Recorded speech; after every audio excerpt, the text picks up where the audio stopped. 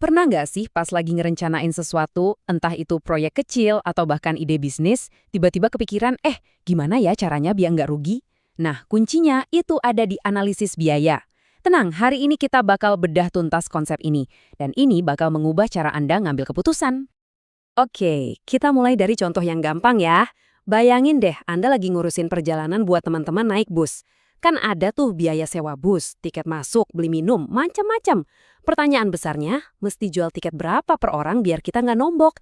Nah, masalah simpel inilah yang bakal jadi panduan kita hari ini. Buat ngejawab itu, pertama-tama kita harus pecah-pecah dulu semua pengeluarannya.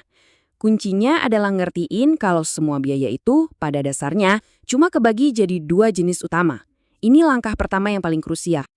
Oke, jadi yang pertama kita punya biaya tetap. Anggap aja ini biaya pokok yang harus Anda bayar, nggak peduli apapun yang terjadi. Contohnya ya sewa bis tadi, mau yang ikut 5 orang atau 50 orang, bayar sewanya ya segitu-gitu aja.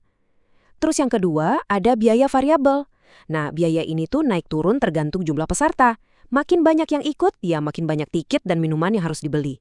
Gampang kan? Oke, sekarang kita balikin lagi ke contoh perjalanan bus tadi. Biaya sewa bus, bensin, sama supir kan totalnya $225. Angka ini nggak bakal berubah. Nah, inilah biaya tetap kita. Terus, tiket masuk sama minuman kan $20 per orang.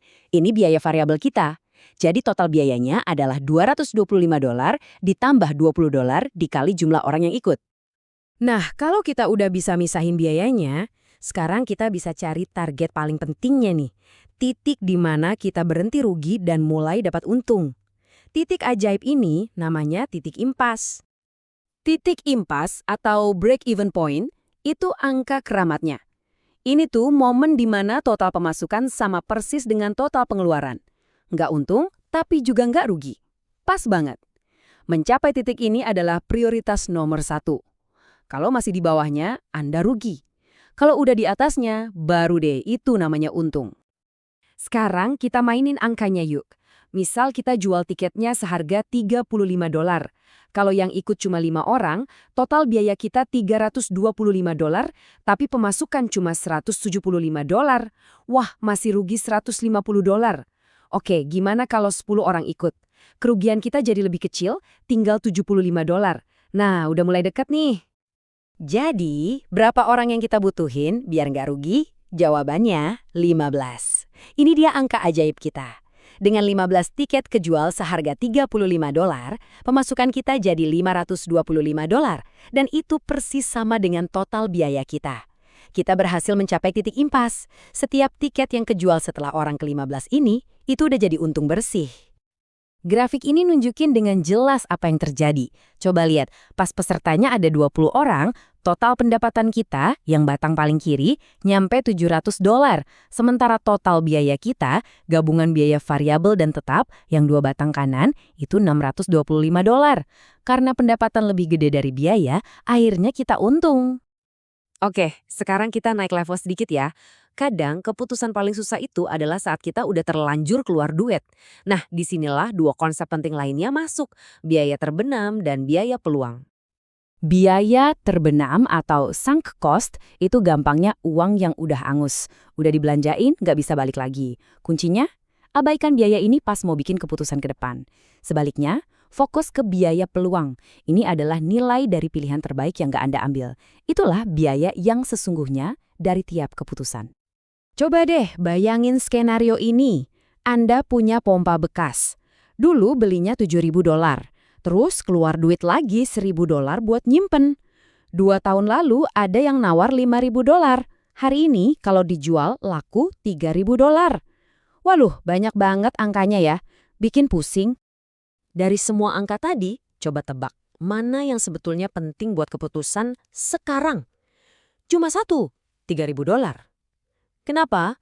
Harga beli $7.000 sama biaya simpan $1.000 itu biaya terbenam, udah lewat. Penawaran $5.000 itu kesempatan yang udah hilang.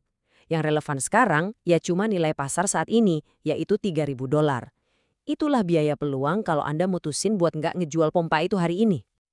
Terus, gimana caranya kita pakai konsep-konsep tadi buat bandingin pilihan?